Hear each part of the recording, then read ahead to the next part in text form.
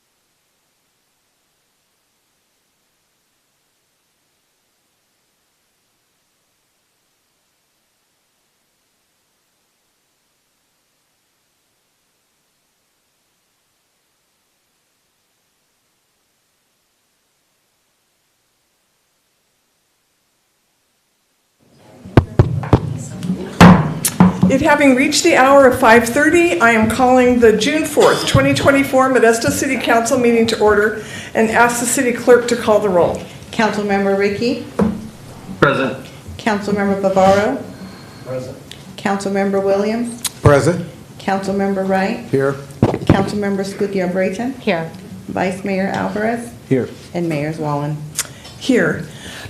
Will everyone please rise for the Pledge of Allegiance, followed by the invocation from Mike Mike Gunnarsson. I received the email today. There we go. I pledge allegiance to the flag of the United States of America and to the republic for which it stands, one nation, under God, indivisible, with liberty and justice for all.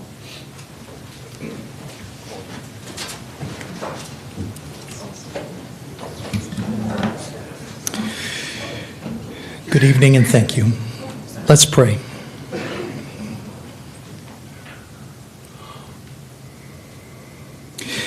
Heavenly Father, thank you for today. Thank you for our community. I pray for our wonderful city, Modesto. I pray that each of the citizens of our city would find joy and hope, health and provision. Please restore the broken parts of our community. I pray that families would thrive, businesses would prosper, our schools would flourish, that farms would richly produce, and neighborhoods would experience peace and healthy relationships. I pray for our leaders who are here today. I pray that you would bless their families, friendships, health, and their businesses. Protect them, lead them, and help each of them to come to fully know the depth of your love for them. I pray that you would give them wisdom and insight and integrity as they lead. I know we all come from different perspectives, values, and experiences, but help us all as we come together to work for every citizen and the benefit of our whole community. Guide the decisions that are made tonight and every agenda item. I pray this in your holy name. Amen. Amen. Thank you.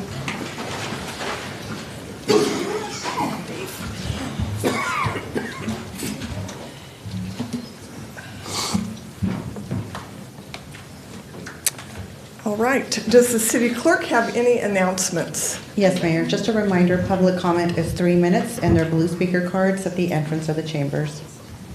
Thank you. Do any of the council members have any conflicts of interest? And Mayor, I'll make a comment here. Councilmember Bavaro will be recusing himself from item 11 under the consent calendar. The recusal is pursuant to Senate Bill 1439 regarding campaign contributions.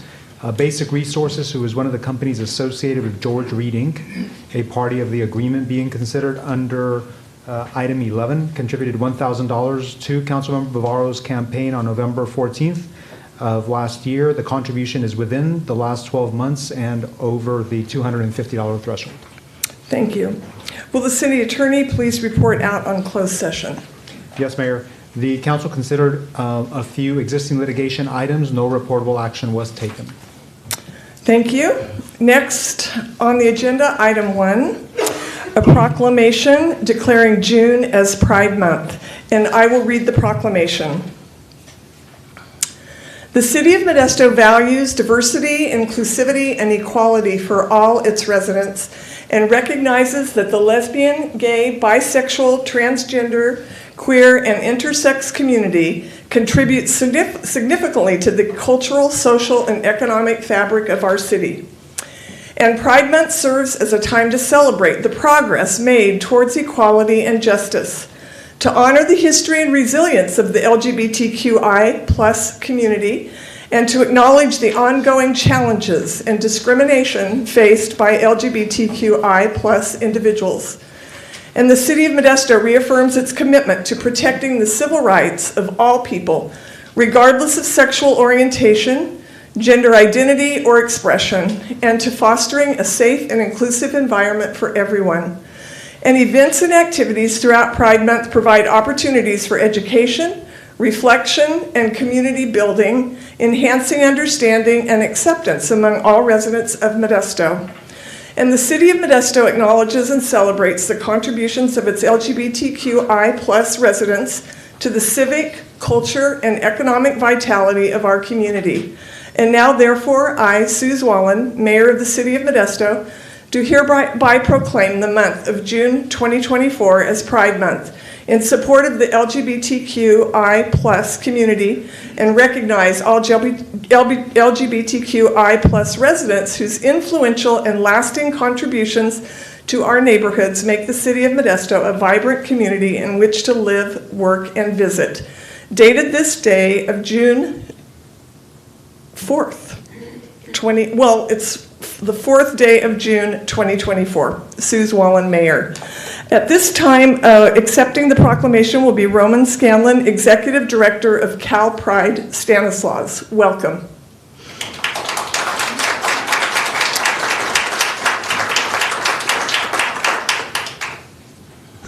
Good evening, Mayor and City Council.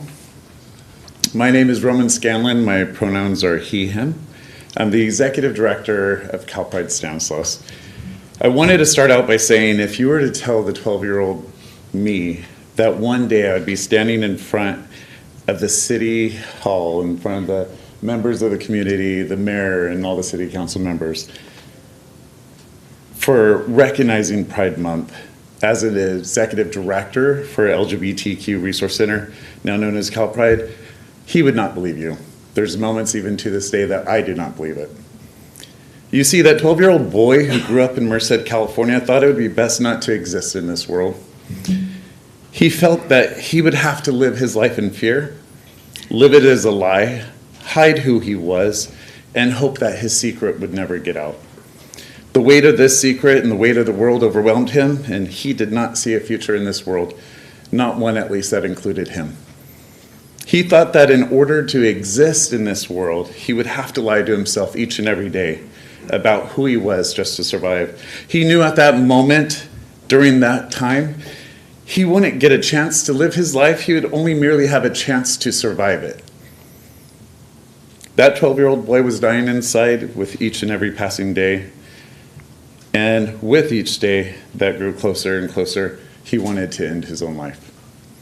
I stand before you today, though, with a heart full of gratitude and pride.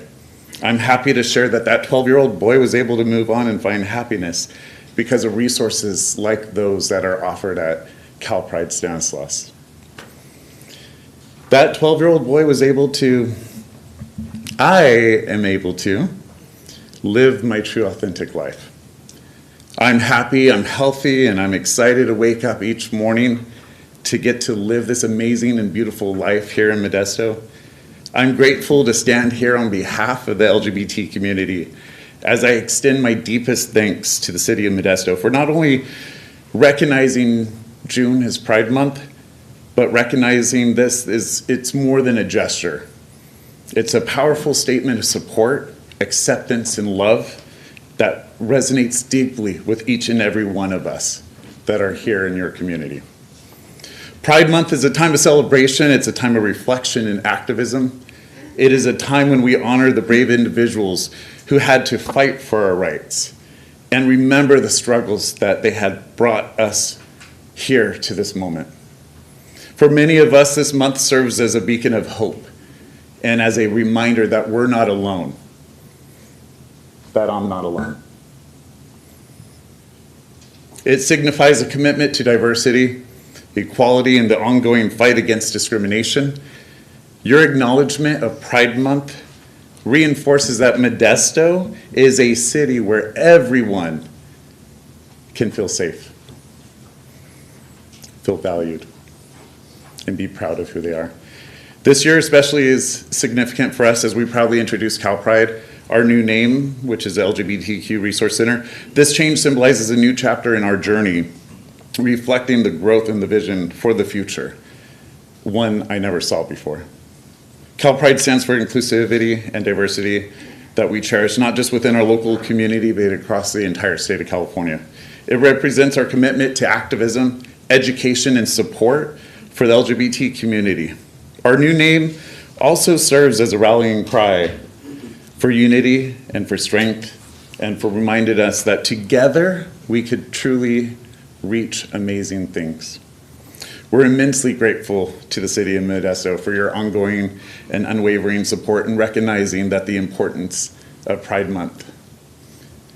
Your support sends a powerful message that Modesto is a city that actually celebrates love in all forms, that it stands against hate, and it strives for equality for all and all of its residents, all of its residents. It is through all these actions that we build a more inclusive and loving community for all the future generations. As we move forward, I want to thank each and every one of you personally from the bottom of my heart on behalf of the LGBTQ community for providing a safe and inclusive space for us to not only live our lives, but to continue to grow our lives. Thank you. You're welcome. Thank you for being here this evening, and I will now bring the proclamation down and present it.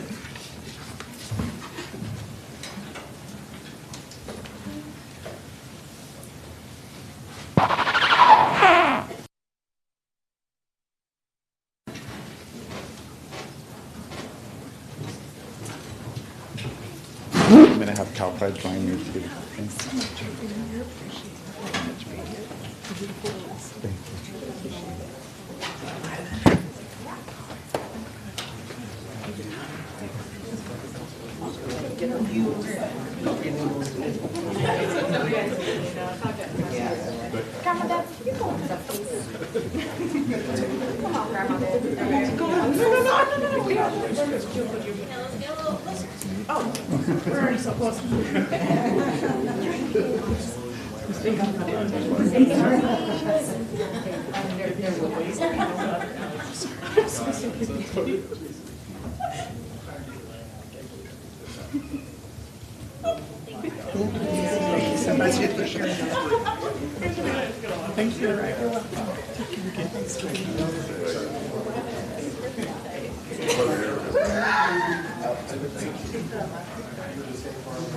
Right?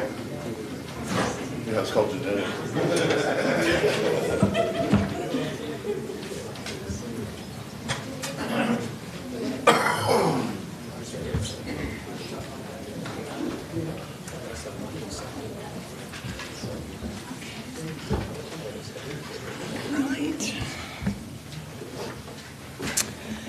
Next on the agenda, excuse me, is public comment.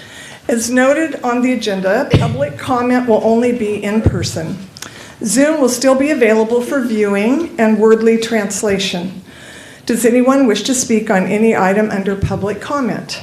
This is for items not on the council agenda, and you have 3 minutes to speak. Anyone wishing to address the City Council is asked to follow the rules of decorum. The rules of decorum are posted at the entrance of the chambers. So I will read the blue cards in the order that I received them. First is David Stevens. Good evening, council. If you guys remember, I was here last month. My neighbor and myself brought up an issue that was ongoing on our street as far as traffic control. And we haven't heard anything from anybody in the last 30 days. And we're kind of hopeful that, because during a recess last month, 4 of you guys came over and had a sidebar with us. And we were actually very grateful. We thought, wow, something might actually get done here. Now, personally, I just kind of feel it was a little bit like lip service. And I understand you guys are busy, and I understand you got a lot on your plate. I spent over 20 years in public service, so I get what it's like being underpaid, overworked, and some of the complications that come along with some of those duties. Earlier this week, my neighbor's wife almost got hit by a car. I don't know what needs to be done as far as, amending that resolution, but I mean, it doesn't seem that difficult to me to where we can, somehow get together. And if you guys don't have ideas, we got ideas. I have almost 20-year history on that block. So I know what the habits are of that neighborhood. So you guys have our contact information.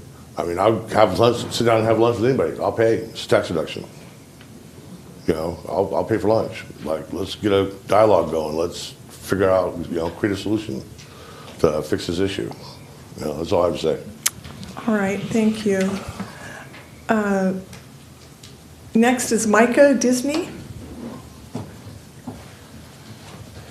Good evening, council. I'm Dave's neighbor, and like you said, we were here last month, and one of the things that's kind of off topic, but I think it's pertinent, is there was you guys were discussing your guys' compensation package for what you do.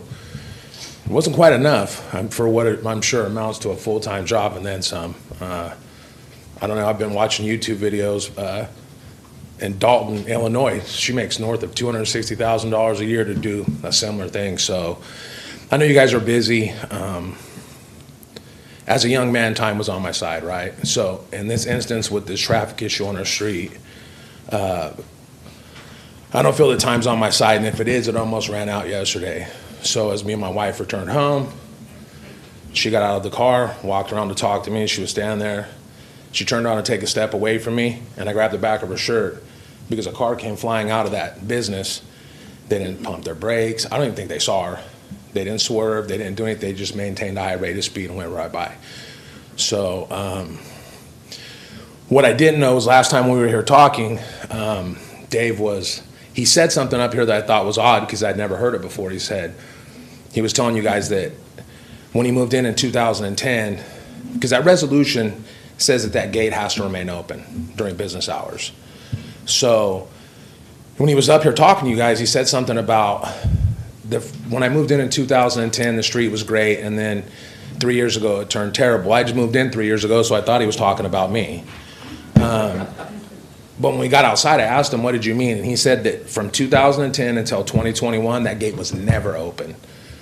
So they were actually in violation of that resolution the whole time. They're inflexible. Any attempts made to approach them about resolving this or coming to some sort of a compromise, they consider it harassment. I don't know what I saw kind of what their attitude was towards the police department and code enforcement. It was very arrogant.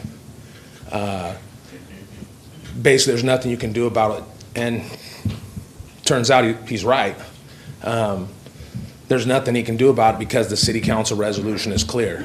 So I'd ask you to do something about his arrogance, because you guys are the ones with the power to change this so the time doesn't run out for anybody. Because it's not a matter of if, it's a matter of when. So if somebody could reach out to us, I wouldn't even have came today if my wife would almost got ran over yesterday. But so if somebody could reach out to us, and if nothing's gonna happen, just say that. I'm a big boy, I can take it, and we'll figure something else out. But communication would be appreciated. Thank you very much. You're welcome. I would suggest, Allison, would you get the information and make sure that we set up a meeting? Thank you very much. One thing that I'd like to say, Mayor, on this is just that you can't just like wave a wand and change a resolution. There's a process and it takes months. So at the last time you were here, we requested the city attorney take a look at this. So I realize that it looks like nothing's happening, but there are things happening behind the scenes, but it is going to take time. And what's important is that we keep the lines of communication together. So just make sure you get us your email and send that over to us at our city emails, and we can give you progress updates on how it's going. All right, next is Jory Nunes.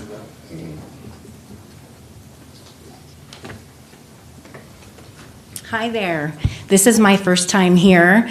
I was a real estate broker for 20 years in our community, and I had to take an early retirement due to a disease in my brain called MS. And I want to say thank you very much to Chris Ricky for giving me very detailed information on how to come and speak on this behalf of my issue. Terrified. That's how I feel each and every morning when my newly licensed 16-year-old Central Catholic honor roll student drives up Carpenter, passing Mays to cross over speeding traffic to try to get to school each morning during rush hour traffic. Sure, there's a speed limit sign that's barely visible due to the many trees and the camouflage, which states slow down when children are present. But have you seen our 16-year-old kid these days? Doesn't look like a child, and they're not walking, they're driving, and they have mustaches. So people don't know these are kids trying to get to school. Most of them are newly licensed, hoping not to get in an accident each and every day. They're just trying to get to class on time. The people speeding down Carpenter towards Mays and down towards Highway 99 make my son's route to school a game of Russian roulette daily. As a matter of fact, I would feel more comfortable letting our new young drivers drive past curfew than to drive to school each morning, which is pathetic. As a community, we must do something to our students to make sure and ensure they have a safe drive to school each morning. That's all. Thank you. Next is Patty Castillo Davis.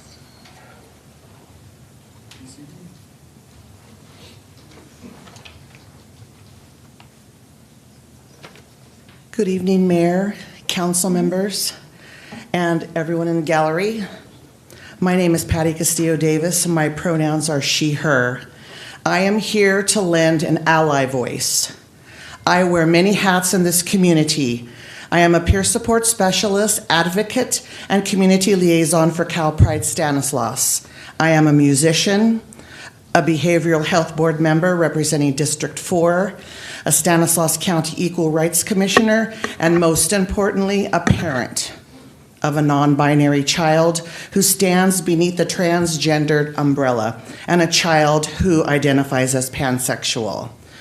I'm speaking this evening to echo that community support is urgent now more than ever. In a climate where liberties and lives are lost to bias, the City of Modesto has the opportunity to prove its commitment to the LGBTQ residents by championing their projects and legacy with real change and mindful abetment. Modesto, California is just one of 5 cities in a whole country built on such principles as justice, freedom, and individualism who host an annual National Straight Pride Coalition event. Fear and ignorance masquerading as freedom of speech is given a platform, and the notion of bigotry on display in our city smells a lot like approval. The installment of a rainbow pedestrian crosswalk could be transformative and send a powerful message signifying acceptance and tolerance and represent the diversity of the LGBTQ+ community and ally partners. All who traverse their colors will feel the powerful message of inclusion, encouragement, and signify that Modesto is welcoming to everyone. I implore that this council exhibit conduct during its governing that is empathetic and promotes a future filled with equity, love, and possibility that all LGBTQ+ youth can carry with confidence into a future of endless possibilities. Thank you.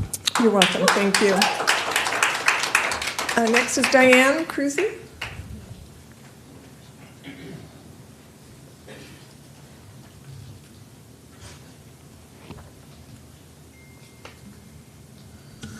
Yeah, Diane Cruzy, and how do you do, everybody? I hope you're okay. You're nice and cool here.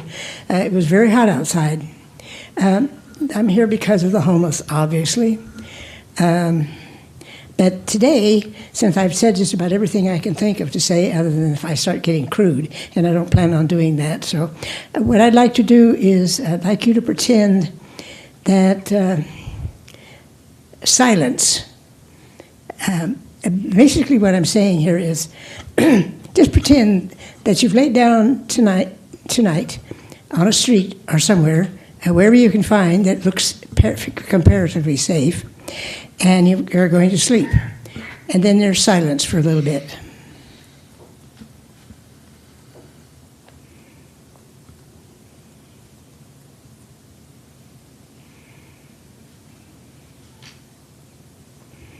And about this time, you're going to be interrupted in your sleeping, no matter what you're doing or who you're with or anything else. And they're going to be told to move. And there's no concern about where you're going to move, because they just want you to move. And you can't stay there because you're not allowed. And this is a homeless people. That's what happens to them almost daily and nightly. Let's put it that way. So that's the reason I said some silence, because I've never experienced this, but they do, and they do a lot. And then let's pretend for a few minutes here that you haven't had any dinner.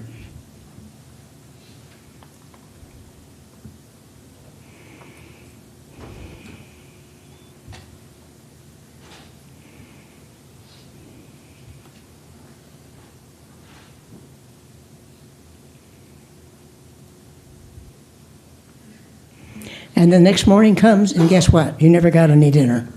And, you know, that's what these folks, a lot of them, suffer all the time. Now, you're not doing anything, not really. And we're waiting to put up tiny houses, and we're stuffing them into motels to hide them. We're not vetting them. We're not making sure that the druggies aren't right in there with all the normal people. So you are actually failing, I'm afraid, because you're not helping the people. You're helping yourselves. So that's the reason I'm here, and I'm going to try to be here as often as I can. And you have to remember, you're talking about humans here, folks. And they're not being treated as humans. They're being treated like articles. Thank you very much for listening. Bye. You're welcome. Next is Ramon Rodriguez. Good evening, everyone. I'm just here to say 5 years ago on this very same chamber, there's a well-known bigot who ironically and paradoxically said that his group's a peaceful racist group. We all remember that. And again, I'm asking you all that Pride is not just every June. Pride is all year round, 365 days a year. We all asking is that you protect the LGBT community from hate and bigotry, because this is serious going on in the country in the past few years, that certain states and municipalities and school boards are passing anti-LGBTQ laws and ordinances, trying to take away civil rights and liberties, and putting a lot of LGBTQ youth in danger that will lead them to depression, mental health issues, and unfortunately suicide. And that's happening everywhere in red states and beyond. So I'm asking you all to defend the LGBTQ community at all costs, because they will show up again, the bigots. And all we're asking is to, as a city, to stand up against these bigots, because if you let them have a platform, we don't want Modesto to be a city allowing these disgraceful monsters spewing hate all the time while putting the marginalized groups in fear and in danger. And that's why I'm here, because Pride is not just every June. Pride is part of the American experience. Pride is American history.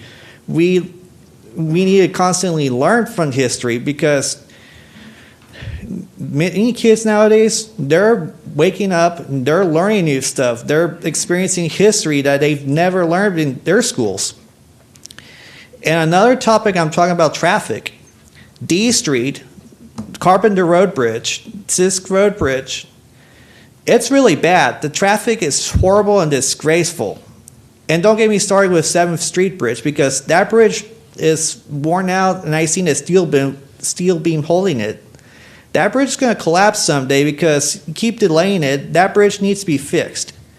And also that traffic that goes to Vintage Fair Mall and also going to Sisk Road on Carpenter, that needs to be fixed, because the cars keep piling up, and when green lights go, cars go around, but they keep clogging up, and there are going to be accidents and road rage. Same with D Street, down a few streets down, it's already clogged up. We need to make Modesto more safe and accessible for public transport and an alternative for car infrastructure, because people are getting tired of car traffic, and it's really sad that we cannot invest in alternative modes of transportation. Thank you.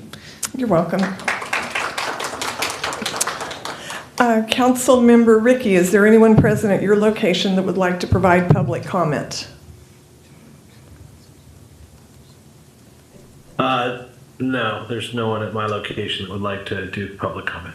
Thank you. Is there anyone else wishing to come forward here under public comment? And this is for items that are not on the council agenda this evening.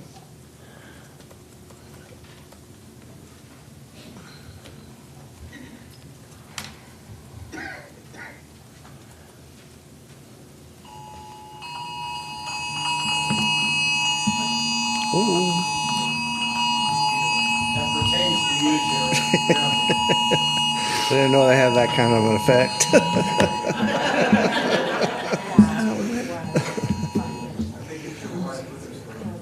Yeah. Mayor, council, I just want to express my thanks and gratitude for supporting our car community. Friday, we had a exhibit opening for the lowrider community. It was a good turnout. I wasn't there personally. I had other obligations, but I had talked to individuals that were there. Some of them would like to eventually have a one-on-one sit-down with some of you council members and the mayor to discuss over some issues that they had concerns about, but that'll be another day. Also, it was nice talking to you, Mayor, at the McHenry Village Car Show and seeing you along with Chief Brandon Gillespie. And tomorrow, myself, along with my associates Tina Tateo and Betty Santos, will be volunteering for the Legends of the Cruise. And we're looking forward to participating in doing our part for the community to help. We like to see more people to get involved with that, to make it more active, to assist some of these clubs that are getting older, not younger, and they do need more volunteers. And so we will be participating with the North Kiwanis Club also on Saturday to help assist with parking, among other activities that if they need us, we will help. And so I just want to thank you all for supporting the Graffiti Week, the graffiti experience, and also supporting our Modesto Graffiti Museum. We need more support for it because the other museums, they get their funding, but I also feel that Modesto Graffiti Museum needs more funding too because it's a centerpiece for what our culture is about. It draws in that tourism, and this week we will be encountering people from parts of the country and other parts of the world. And we're looking forward to interact with them, which I am on Friday night. I'll be out in the parade cruising along with Betty Santos and a few others, and naturally all of you council members and mayor. And I'm looking forward to interacting with those people because we get to talking about cars. It's a world thing, it's not a local thing. So it's a global event, I feel, and I'm glad to be a part of it. So thank you. Thank you. All right, just one pause regarding that alert. Is there anything that we need to be aware of or somebody that can address that? Sherry needs to call. Excuse me. Pardon me? Okay, all right, so we're good. Everything's good. Anyone else that would like to come forward under public comment for items not on tonight's agenda? Seeing none, next on the agenda is consent items. An item may be removed from consent and discussed at the request of a member of the public or council member. Is there anyone on the council that would like a consent item removed for further discussion? Seeing none, is there anyone in the public that would like a consent item removed from for further discussion or comment? Seeing none, will the city clerk please read the consent items? They will, in the motion. Item 2, consider approving the minutes from the May 14th, 2024 council meeting. Item 3, consider approving final adoption of ordinance 3781 CS, amending sections 2-1.24 compensation of mayor and 2-1.26 compensation of city council members of Chapter 1 City Council Organization Procedure of Title II Administration of the Modesto Municipal Code to increase the salaries of the mayor and city council members pursuant to Charter Section 703 and the recommendations of the Citizen Salary Setting Commission of 2024. Item 4, consider approving final adoption of Ordinance 3782 CS, approving the Modesto Police Department's Military Equipment Use Policy, Policy 710, in accordance with California Assembly Bill 481, and approving the purchase of additional equipment that qualifies as military equipment in fiscal year 2024-2025, and rescinding ordinance number 3763 CS. Item 5, consider approving a memorandum of understanding with the County of Stanislaus for the replacement of the fire life safety panel at 3705 Oakdale Road, a co-owned City of Modesto and County of Stanislaus Emergency Services and Communications Facility, and approving a total project budget not to exceed $300,000 to be jointly and equally funded by the city and the county. Item 6, consider approving the Fifth Amendment to the Joint Exercise of Powers Agreement between the City of Modesto and the County of Stanislaus for emergency dispatch services to extend the agreement to December 31st, 2024. modify the governing board structure of the commission, update quorum and action requirements, and provide for agency member liaison to assist the dispatch director and appointing council members as commissioners to the Consolidated Emergency Dispatch Agency. Item 7, consider approving the fiscal year 2024-2025 appropriation limit, which is an annual spending limit calculation that identifies the maximum amount of appropriations for publicly funded programs. Item 8, consider approving a payment of various equipment maintenance agreements for fiscal year 2024-2025 with multiple equipment manufacturers for all city departments for an annual cost not to exceed $854,598 and authorizing the city manager or his designee to execute the equipment maintenance agreements associated with the items in Exhibit A, fiscal year 2024-2025 equipment maintenance agreements less than $100,000. Item 9, consider approving the payment of software maintenance support agreements for fiscal year 2024-2025 in an amount not to exceed $9,824,473. Item 10, consider approving community and special event sponsorships with direct contributions over $500 and in-kind support valued at $5,000 or more for fiscal year 2024-2025. Item 11 has been removed for a separate vote. Item 12, consider approving the plans and specs for the rebid Carpenter Road Area Soccer Complex Phase 2 project, accepting the bid and approving a construction contract with Frontline General Engineering Construction Incorporated out of Tracy, California for a total amount not to exceed $1,397,466. Item 13, consider approving the adjustments to various airport rates and fees for specific activities and services at the Modesto City County Airport effective July 1st, 2024, and rescinding resolution number 2023-355. Item 14, consider approving an agreement for safe streets and roads for all to Alta Planning and Design Incorporated out of Oakland, California to analyze roadway accidents for a total amount not to exceed $1,104,326 over a 2-year period. Item 15, consider approving an agreement for the purchase of software programming and license under the competitive bidding process from NASPO, Valley Point through the state of Utah with Cara Soft Technology Corporation out of Reston, Virginia for a total amount not to exceed $193,365. Item 16, consider approving the First Amendment to the agreement for rental fleet services with Herc Rentals, Modesto, California, Holst of California out of Salida, California, and United Rentals North America Incorporated from Modesto, California for an annual estimated cost increase of $200,000 from $400,000 to $600,000 and a total revised amount not to exceed $3 million. Item 17, consider approving the Second Amendment for bulk oils and lubricants with Hunts & Sons Incorporated out of Ceres, California to revise total amount of $1,743,201. Item 18, consider approving the Second Amendment to the agreement for an on-site tire technician with Fleet Tire Incorporated, DBA Brand & Tire out of Stockton, California for tire services, inspection, and repairs to city vehicle tires for an annual estimated cost increase of $121,080 from $88,920 to $210,000 and a total revised not to exceed amount from $444,600 to a new total amount of $654,600 and extend the term of the agreement from June 10th, 2024 to June 10th, 2025. Item 19, consider approving agreements for the purchase and delivery of chemicals for wastewater treatment with Thatcher Company of California, Sacramento, California, North Star Chemical, Modesto, California, and Univar Solutions out of Kent, Washington for a total amount not to exceed $1,221,021 over 5 years. May I have a motion to approve the consent calendar as read? Motion to approve. A motion by Councilmember Wright, second by Vice Mayor Alvarez. Will the city clerk please call the roll? Councilmember Ricky? Aye. Councilmember Bavaro? Councilmember Williams? Aye. Councilmember Wright? Aye. Councilmember Scutier Brayton? Aye. Vice Mayor Alvarez? Aye. And Mayor Zwollen. Aye, so it carries 7-0. Now we will go back to consent item 11. Item 11, consider approving the plans and specs for the Mary E. Grogan Community Park Phase 2 project, accepting the bid and awarding a construction contract to George Reed Incorporated out of Modesto, California in an amount not to exceed $4,850,581. Thank you. Do I have a motion? Motion. Second. Approved by Councilmember Escudia Brayton, second by Councilmember Williams. Will the clerk please call the roll on item 11? Yes. Councilmember Ricky? Aye. Councilmember Williams? Aye. Councilmember Wright? Aye. Councilmember Scutier Brayton? Aye.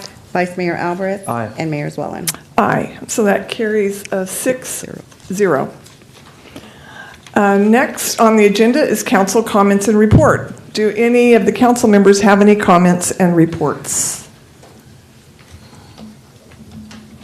Councilmember Ricky. Thanks, Mayor. One of the things I want to talk about is Pride Month. You know, Modesto's ability to celebrate its diversity has always been one of our kind of our superpowers. And you know, Modesto has a lot going on in June. You know, June is Graffiti Month, also one of our city's strongest traditions. You know, and this year we're featuring Grand Marshal Kiki Rodriguez from the Impala's Car Club. But you know, June is also Pride Month, and it's celebrating our LGBTQ plus community. And Pride is for everyone. And so Modesto, it's a big city, and there's plenty of room here for everyone. And I just appreciate that the city is making that value a priority. I also want to thank Diane, our city clerk, for arranging for me to be able to attend the city council meeting remotely in the city of South San Francisco today at their city hall. I really appreciate that, Diane. Thank you. I'm returning from visiting our sister city, Kurume, in Japan. That was a really humbling experience. It really opened my eyes to all the potential that we have as a city, exchanging culture, exchanging city processes, business developments, new ideas. I'll be pushing for the city to do a better job of capitalizing on our sister city relationships because there's just so much upside there.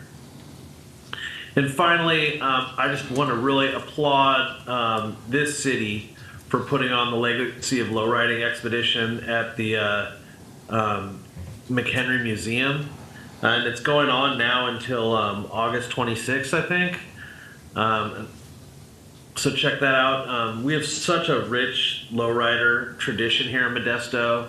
And I'm just thrilled that we're acknowledging it. And it's my hope in the future that we can have maybe some permanent installations at the museum, at the McHenry Museum, that reflect, you know, not only lowrider culture, but also cruising's contribution to Modesto's culture. Thanks, Mayor.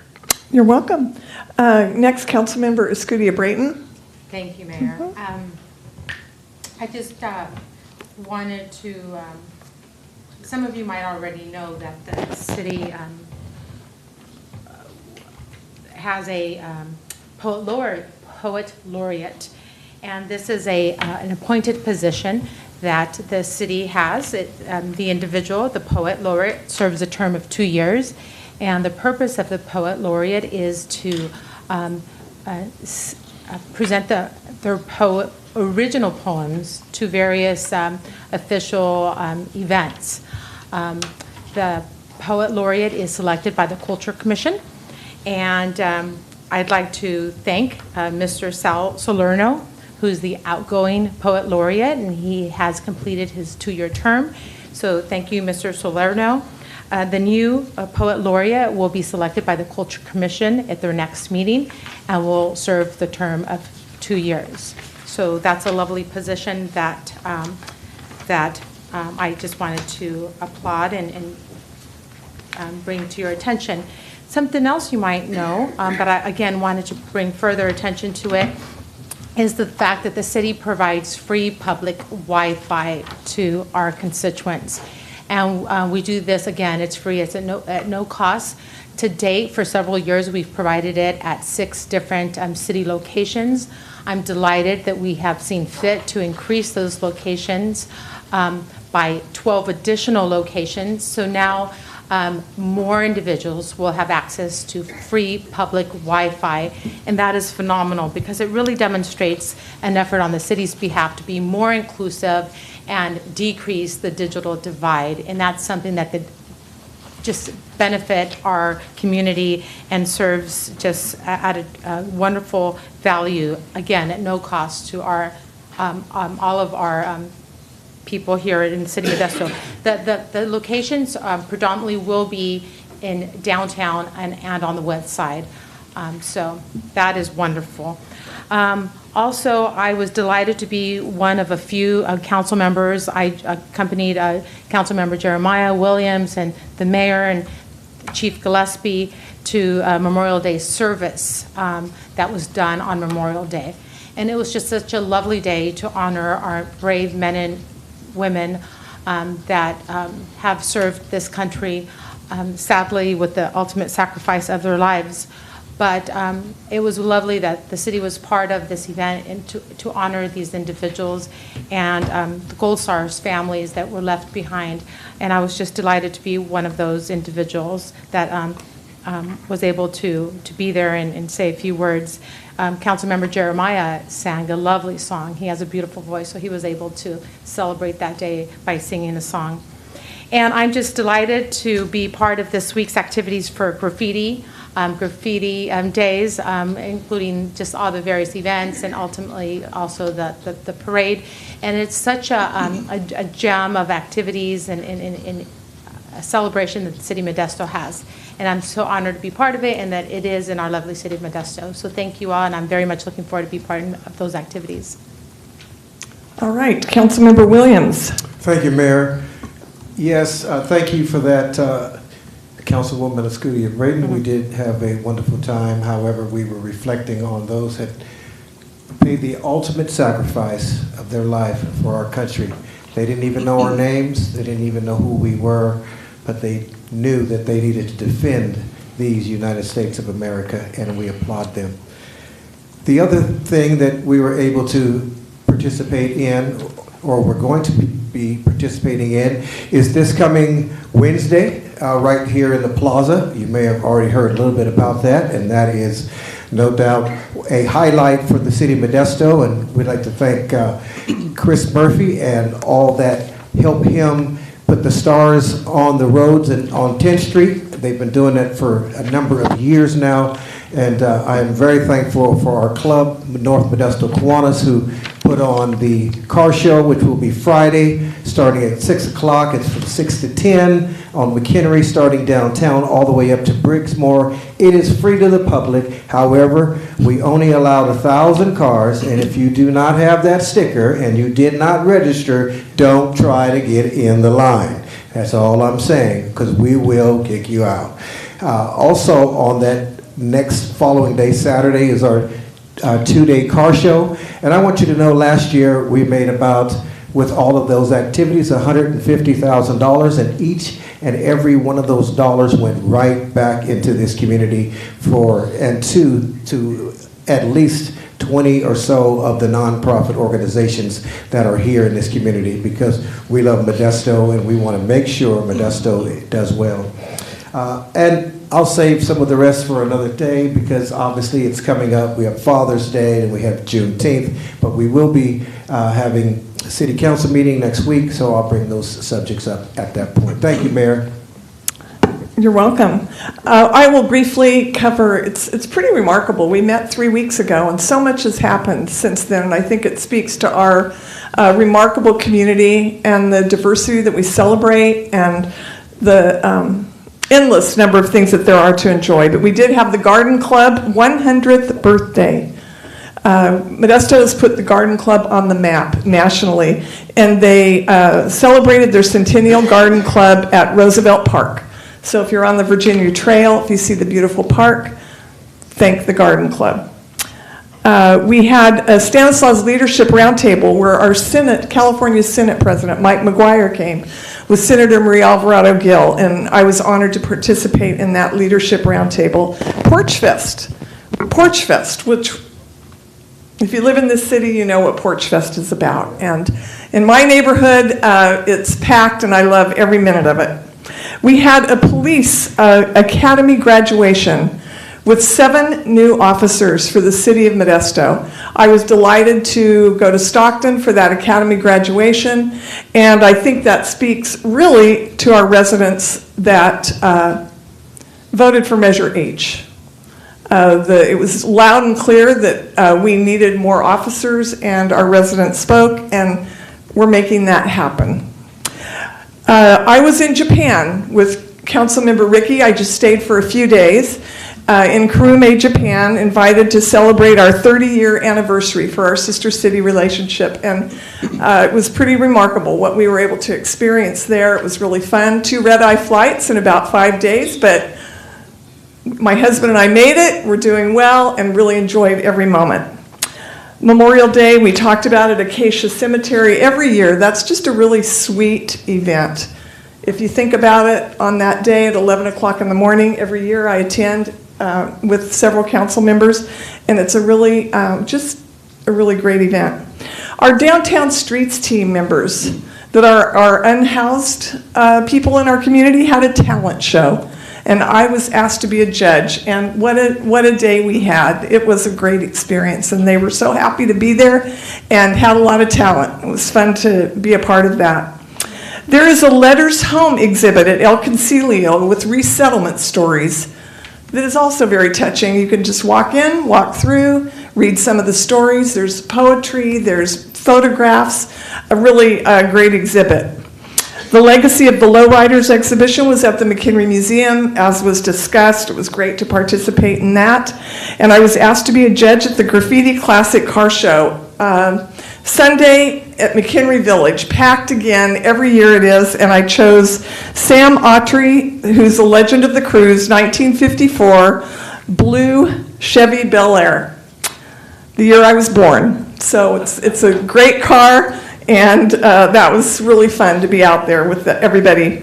On the 3rd, I attend an emergency backup grid resiliency project completion celebration, which gives us some extra power if we need it. If we lose power in this city, we have an emergency reserve for, I believe they said, about 20,000 homes. So that was really great to participate in. Now, Vice Mayor Eric Alvarez. Thank you, Mayor.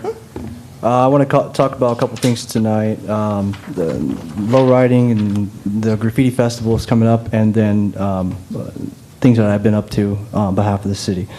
So I want to echo the sentiments of my colleagues expressing gratitude and just congratulations to the Modesto and McHenry Museum and Historical Society working in tandem with the City of Modesto to put on the exhibition or exhibit to celebrate Chicano and lowrider culture. I sit on the board of the McHenry Museum and Historical Society, and I remember about a year ago, just very shortly after I was sworn in to office, they asked me to sit on that board, and so I took that commitment, that responsibility, and a year later we were able to create what has not been created before at that particular place. So that was a real win for our city and for car folks in general. And I'm looking forward to American Graffiti, the parade this Friday. My family and I attend every year, and so that's going to be fun. Just trying to stay hydrated. I already began my hydration process now. And then over the last couple of weeks, 2 weeks ago, I had the pleasure of getting assigned to travel to Washington, D.C. On behalf of the City of Modesto and Stanislaus Council of Governments to have a productive week meeting with U.S. Senator Alex Padilla, Congressman John Duarte, Congressman McClintock, and the Department of Transportation to advocate for transportation infrastructure resources to improve our Stanislaus County region. Specifically Phase 2 and 3 of SR 132, that is the spine of the movement of goods and services throughout our region, and it goes right through District 2, which impacts my constituency base. I just want to communicate that work that was done on behalf of the city. And specifically, I want to make sure that my constituents understand that we're being proactive about the inevitable eminent domain that will take place with the modernization of that centuries-year-old highway. We see in modern day, we see trucks, freight getting bigger, carrying more loads, and then we see this crickety infrastructure that is the current status of the SR 132 from Gates to Dakota specifically, that could barely withstand it. And so phase 2 and 3 is what we were advocating for federal dollars to come back to Modesto, back to Stanislaus County area to modernize that, so that way we can get our goods and services through our spine and to where they need to go. So that's what I've been up to, Mayor, and I appreciate my time here. Thank you. You're welcome. Any other comments? None at this time. Next on the, oh, excuse me. Sorry, Joe. Does the city manager have any comments and reports? Yes, I do, Mayor. Thank you. Tonight, I am pleased to announce that Kevin Wise has been selected to be the next fire chief for the city of Modesto. Chief Wise has a long tenure of providing strong leadership and a collaborative approach to meeting community needs. He is genuinely committed to service, ensuring the safety and well-being of the individuals in the fire service and the communities we serve. I look forward to Chief Wise contributing towards a rich history and traditions of the Modesto Fire Department. Congratulations, Chief. We look forward to what you're going to do for the city of Modesto. Thank you.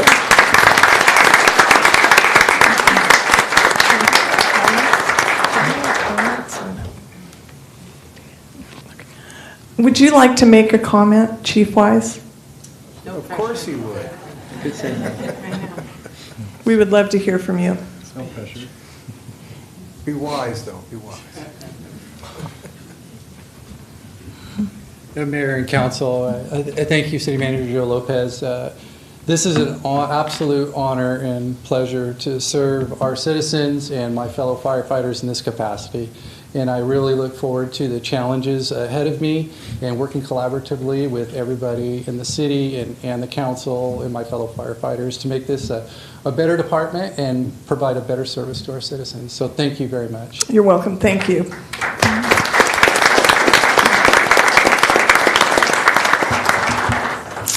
Next on the agenda is hearings, item 20. Hearing to consider and approve the final proposed fiscal year 2024-25 operating and multi-year budget and capital improvement program for the city and related resolutions.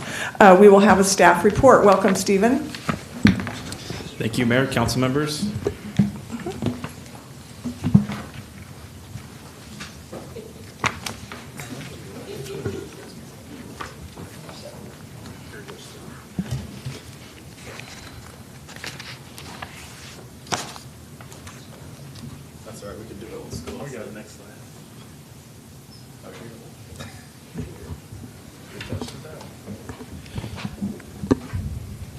All right, we will start with the city manager's opening remarks. All right, thanks, Steve. Good evening, Mayor and Council. We're here tonight with the final step in the fiscal year 2024-25 budget adoption process. This is the culmination of months of work by staff and this council to prepare a balanced budget across all funds. I'd be remiss if I didn't mention that this is the second year of Measure H funding, and we remain mindful and vigilant of our responsibilities bestowed upon us by the voters of this city. This revenue allows us to make strategic investments in improving our community for the residents, businesses, and visitors of Modesto. We remain committed to building community trust, responding to community needs, maintaining transparency, and delivering efficient and effective public service. I encourage everyone to visit our Measure H website on the City of Modesto's main website to track our progress in all of these areas. I also want to express my gratitude to our staff for their effective financial management and careful resource allocation, which was crucial to the development of this budget. I would also like to thank the mayor and the council for their guidance throughout this process and helping identify the priorities for our community. And with that, I'll turn it over to Steve to go over the highlights of the budget. Thank you, Joe. So first, I just want to go over briefly the budget process timeline. So again, the budget it's almost become an annual thing for staff in terms of what we're working on.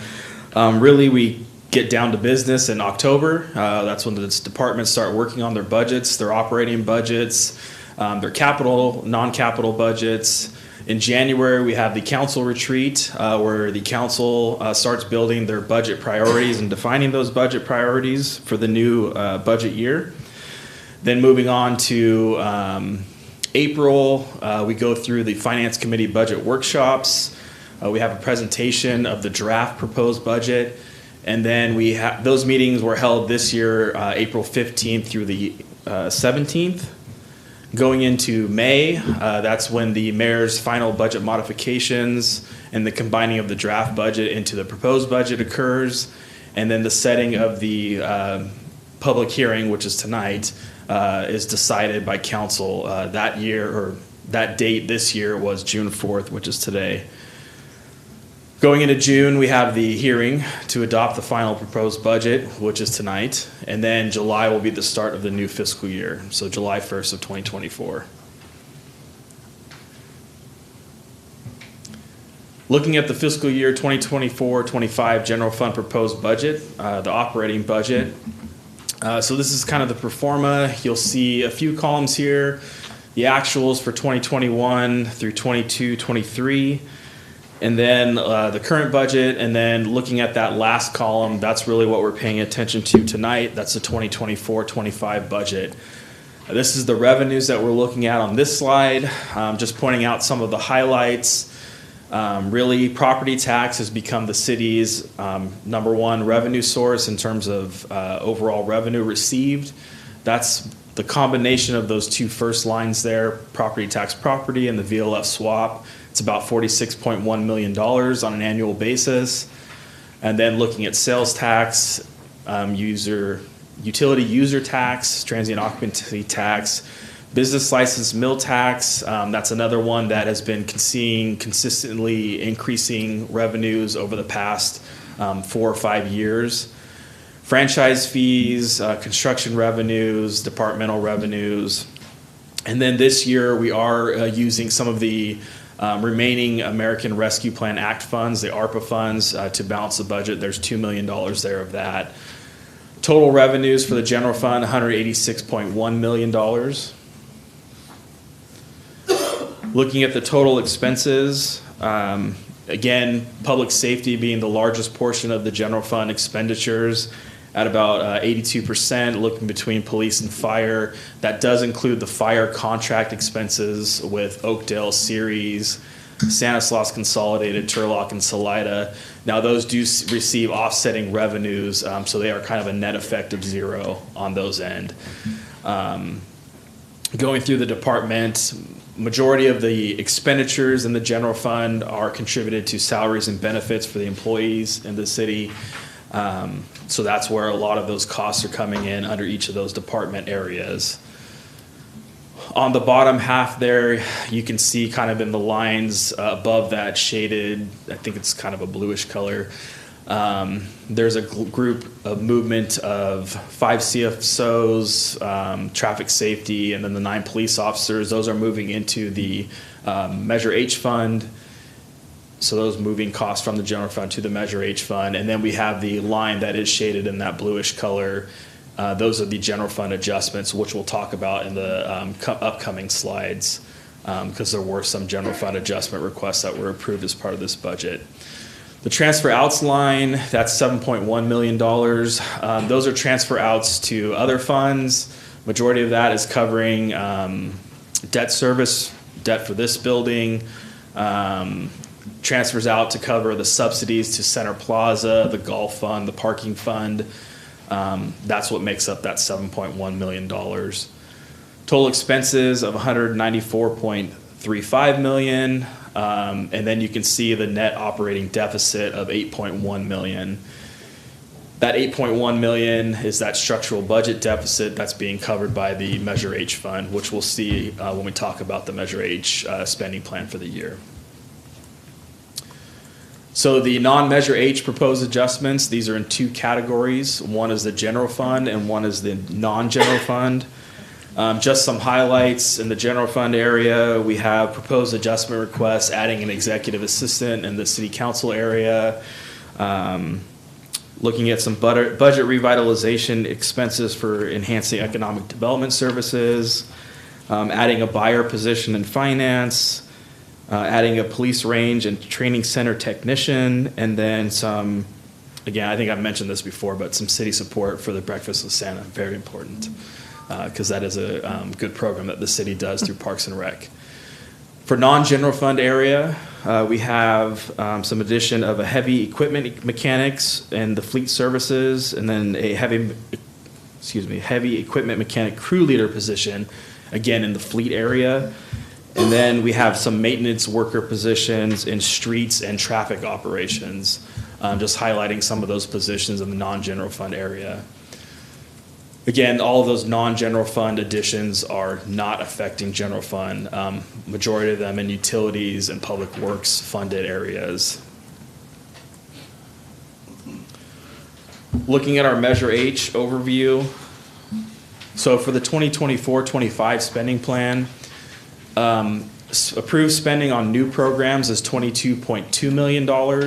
We have some ongoing Measure H spending of $10.9 million. That ongoing Measure H spending is for, majority of it is positions that were approved in the current year. So we had a lot of positions that were added in public safety, so fire, PD. Again, ongoing positions, we're not going to add them and then cut them. So those are what make up majority of those $10.9 million. And then that 8.1 is the general fund budget deficit funding. So that's where we saw that number on the general fund performance slide.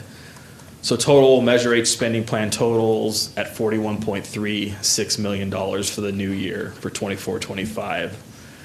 That middle chart is just breaking it down a little bit further into one-time versus ongoing spending. So you see one-time spending about $15.9 million, ongoing about $17.2 million. So that ongoing spending, you can see we only added about a little less than $7 million in ongoing spending through this new plan this year. So again, the idea behind this is that we don't want to add a ton of ongoing spending every year as part of Measure H. We really want it to be one-time expenditures because we don't want to commit ongoing expenditures for Measure H as we want to build up this fund balance to fund future improvements, future maintenance needs through Measure H funding. So we're really focusing on that one-time spending through this. The last chart here is just showing the breakdown of the different categories that we've defined, whether it's parks improvements, public safety, and we're showing it at the 3 different stages we've had so far. So we've had the quick wins, which was when the kind of that 3-month period when the measure was initially approved, not initially approved, but when we started receiving the funding. So April of 2023, and then this year's spending plan, and then the proposed 24-25 spending plan. And you can kind of see the breakdown and what the totals are over that time period. So just kind of a different look at how we've been funding Measure H throughout these years. This is kind of I just wanted to put this in the presentation so you can have it to look through it. Again, this is everything that's being approved in 24-25 as far as the new programs, that $22 million.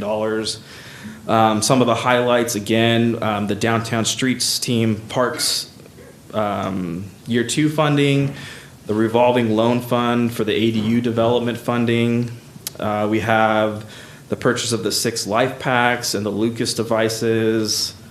And then going down to the police department, we have the police technician positions for the real-time crime center, 5 code enforcement officers, 2 police civilian investigator positions.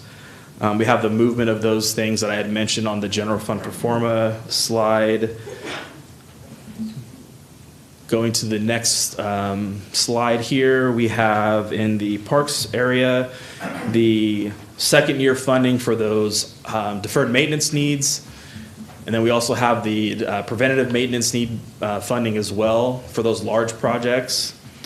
And then we also have the Pellendale Streets landscape funding. And then a very important one in the parks area is going to be this park master plan funding. So it's going to fund a parks master plan to really define what the outlook and what the future projects are going to be in the parks area for the city of Modesto. So looking at the development of what the parks are going to be, equipment or for playgrounds and all of that. It's looking at that whole scope of what we need to do in the parks programs for capital needs and everything. And then finally in public works, another year of funding for the contractor assistant for curbs, gutter, and sidewalks, the reforestation of city trees funding. I said it right for once. The advanced clean fleets funding, so looking at our fleet and then looking at what it would take to get them to the state standard for the electric vehicles that we need to get to, and then the upgrading of the parks systems at the garages. So having those gateless systems in our 3 garages that we have here in downtown. And then these can be found, the full plan can be found at that link there at the bottom of this slide. Looking at our other major funds for the city, so water fund, $71.9 million in operating expenditures for 24-25, followed by the wastewater fund at $51.2 million. So a lot of these are going to be our utility funds, solid waste fund, surface transportation fund, storm drain fund, and then our capital improvement support. So these are kind of what we lump together as our other major funds besides our general fund. The next slide I'm going to show you is going to be really all of our funds for the city. So this is totaling up to our city's complete $579 million operating budget. So we have our general fund at the top, those other enterprise funds that I showed you on the other slide, our internal service funds, which would include the employee benefits funds, the insurance funds, the information technology fund, and so on. But you can see the city has quite a robust amount of funding that we spread throughout to provide all the services and programs for the city and the residents. Looking at our capital improvement program, so this was something that was brought to the Joint Planning Commission Finance Committee meeting back in May, on May 13th. At that meeting, they recommended it being forwarded to council for approval. There are 175 projects in the CIP for the new year, or yes, for this current year and then going into the new year. 13 of those projects are classified as new. They're going to increase the total CIP by $48.2 million. You can see the breakdown below in that chart. Majority of those projects are going to be in the water fund. You can see there at $29.8 million in terms of total funding in the water CIP projects.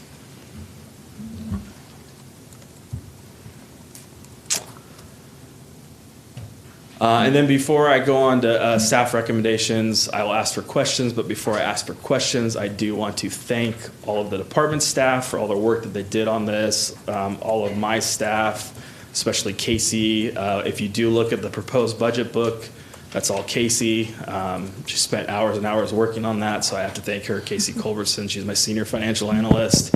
But I do want to thank all of the council members for all of your great questions and all of your involvement throughout this process. You've been very engaged throughout the entire thing, so I really appreciate that. I know the staff does. It's been very refreshing to see that throughout this entire process, so I thank you for that, and I really appreciate that.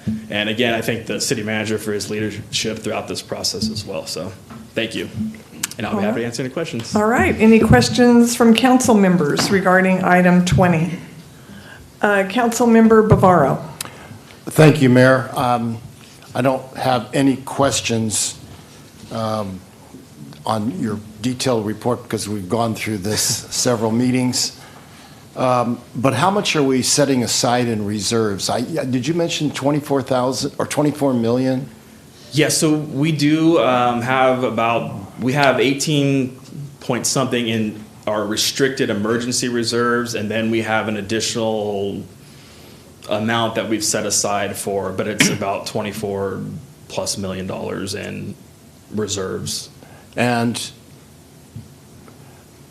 okay, so we anticipate doing that probably every year. Yeah, with so the Measure H funds.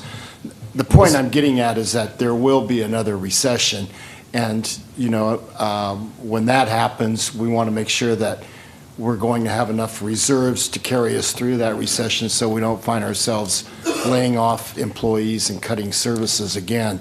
So you are working on that type of model, correct? Yeah, correct. So one of the things that we're working on now, actually I was talking to the city manager about it today, is updating our 10-year forecast for the general fund, and then we're working on a It's probably going to be a 5-year forecast right now, but eventually we'll get to a 10-year forecast separately for the Measure H fund. So we'll be doing the same thing for the Measure H fund, so we can forecast out our projections on the revenues coming in for Measure H, and then how that impacts our reserves on that as well. All right, any other questions from council members? Seeing none at this time, I'll now open the public hearing. Are there any members of the public that would like to come forward regarding item 20 on this item? Sure, please step forward.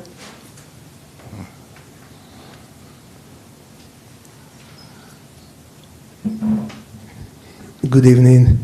I just like to continue the questions that Mr. Bavaro asked the budget manager about the $24 million in reserve.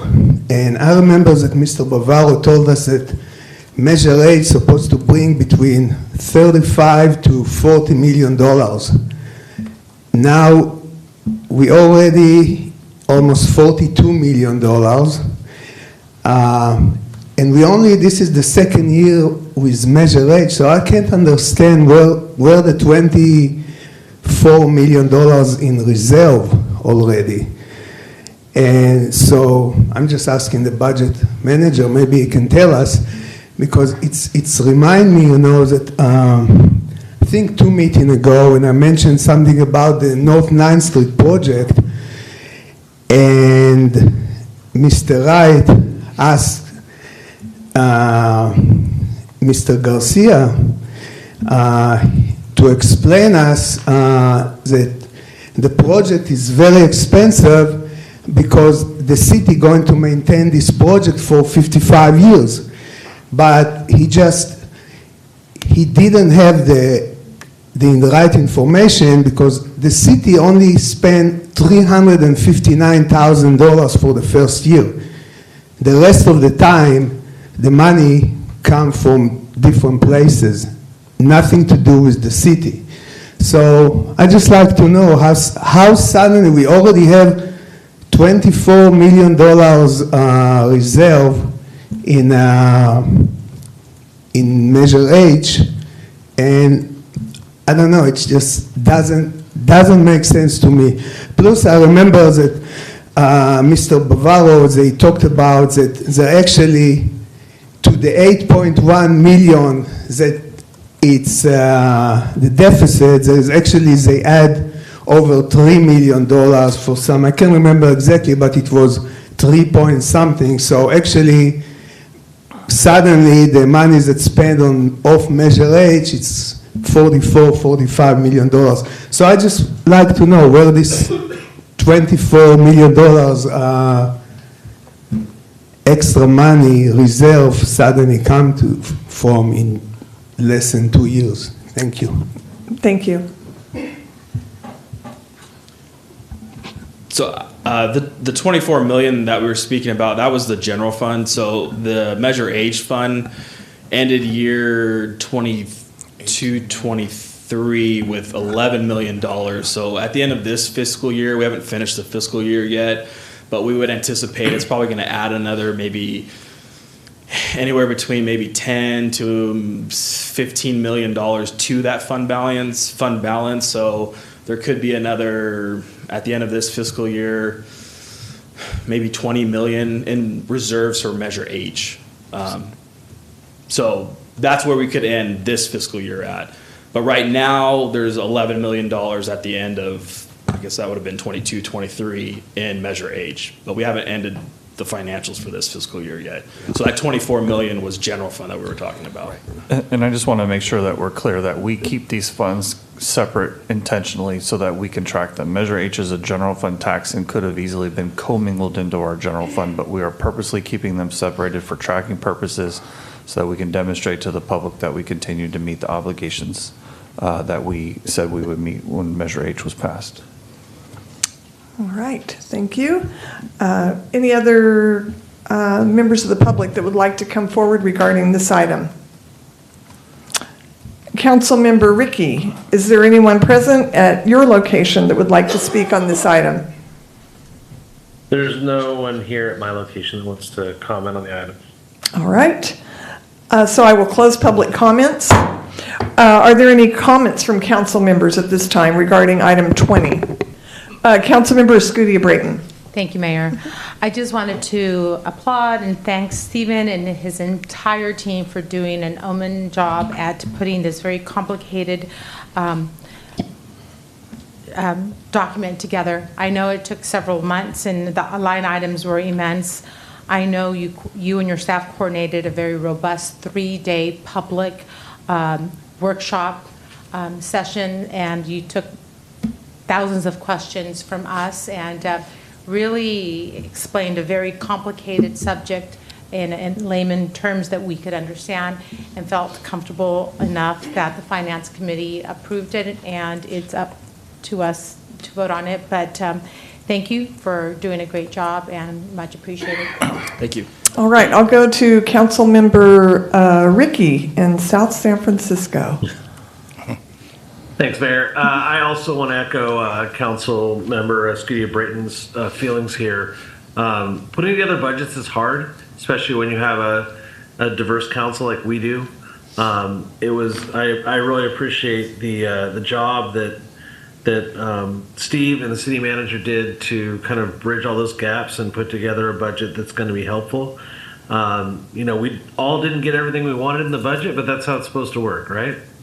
So I just want to thank everyone for working together as a team and look forward to seeing the results of another great budget here in Modesto. All right, Councilmember Bavaro. Thank you, Mayor. I will be supporting this budget. I'd like to thank this budget manager for his patience with me and walking me through many of the items. I know I can be almost said a bad word. I can be a pain. A pill. But I appreciate the time that you spent with me. We had our retreat, and all of us, council and the mayor, we talked about our priorities, the direction we wanted to see the budget go. The city manager listened to all of us and worked with all of us. And to me, our priorities were public safety, deferred maintenance, having competitive compensation for our public or for our employees so they stay with the city of Modesto and make their careers here. And I'd just like to say that I'm very happy with the city manager having the foresight in knowing that at some point we will have another recession, and that he is preparing a plan to set monies aside so that way when that day comes, we're not going to see what we had to go through most recently, where we have layoffs, cutbacks, and so I applaud the city manager for that leadership and setting those funds aside and building those reserves. The city manager is very conservative on the monies and very methodical, and I just want to say you did a hell of a job this year. With that, I will be voting for this budget, Mayor. All right, next, Councilmember Williams. Thank you, Mayor. I too, along with my colleagues, are very thankful for your leadership, and you made it smooth. You made it easy for us to understand. When we did have questions, it wasn't like, why ask the question? We don't need to hear from you. But that's not the attitude you had. You had a great spirit about everything. So it made it pleasant to be able to know that in the outcome that everything was going to work out accordingly. And it wasn't so much a job for you, or is a job for you and your team. It's personal. And you want to make sure that the city of Modesto runs very smoothly on its financial wherewithal. So thank you, thank you, thank you. All right, I'll just make a brief comment thanking you all, but as I look around the room, I really thank everyone here. I see, if not all, but most of our directors, and as I look at them, I see Bill Sandu. You know, when we were first elected, streets were such a problem, and now I get more compliments on our streets and how they're being improved, one by one by one improved. And I remember one time David Wright said he got a complaint about Briggsmore being closed or whatever, and he said, "Don't even talk to me about that. We are fixing it. It's beautiful to drive on now." So people appreciate that. I see Jessica and her work with economic development. I see Will Wong and what's happening at Pikes Park, where we're taking care of our underground things that most of us don't even see, but when we turn on our faucet, it works. When we flush our toilet, it works. That's because of the people sitting in this room that make that happen. I see Christina with HR. She brings every single new employee by my office to meet and greet and talk and be welcome to the city. And not just to my office, throughout City Hall, so that people know that they're appreciated when they work here. I see Jeremy Young, Parks and Rec. How many parks do we have that we're talking about tonight? I believe it's 75. 75 parks we're talking about. That's a lot of drinking fountains and restrooms that we're trying to improve. Our communications people, I see Cameron, who's brand new, and Sonia, and they're working on developing some amazing things. Brandon Gillespie, what more can you say? The work that he does, it's 24/7. Chief Wise, 24/7. We get the reports. We hear from our firefighters every day. I read a complete report of some of the highlights of the things that they're doing. Lucas devices, those are life-saving measures. We're talking about decreasing response times when someone calls 911. I mean, we are going to make a difference there. And our firefighters, some of who are here tonight, are making that happen. They're the ones that walk into those homes. I know, I was an ER nurse. You walk into that home and you deal with what is happening at the moment, and you do everything that you can. So I am just so full of, for lack of a better word, just so proud of our staff and all the hard work that everyone does, and it's reflected in this budget. And I want the complaints, keep sending them if there's complaints, because what happens is every single one of the people in these rooms get those complaints directly and they fix it. So unfortunately our people left that were talking about that street. I can't understand why that's happened, because every other time if someone emails or writes, we reach out and meet with them one-on-one. Everyone gets a meeting and a discussion to try to do what we can to understand and improve. So thank you so much, Stephen. Joe, my office happens to sit between these two, their offices, and it is a back and forth and back and forth. There is so much work and effort that goes into this, so I really, really, really appreciate all of you, so I will support this. At this point, are there any additional comments from council members? Seeing none, I have several resolutions to read here. And we can vote on all of them at one time.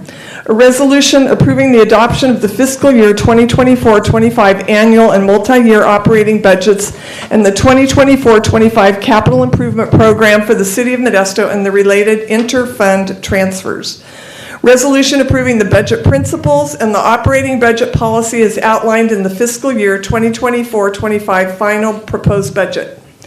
Resolution amending the classification plan for the City of Modesto to create new classifications and amend existing classifications. A resolution amending the position allocation for fiscal year 2024-25 as adopted in the operating budget. Do I have a motion? So moved, Mayor. Second. Okay, motion by Council Member Bavaro and second by Vice Mayor Alvarez. Will the clerk please call the roll for this item? Councilmember Ricky. Aye. Councilmember Bavaro. Aye. Councilmember Williams. Aye. Councilmember Wright. Aye. Councilmember Gutierrez-Brayton. Aye. Vice Mayor Alvarez. Aye. And Mayor Zwollen. Aye, carries unanimously.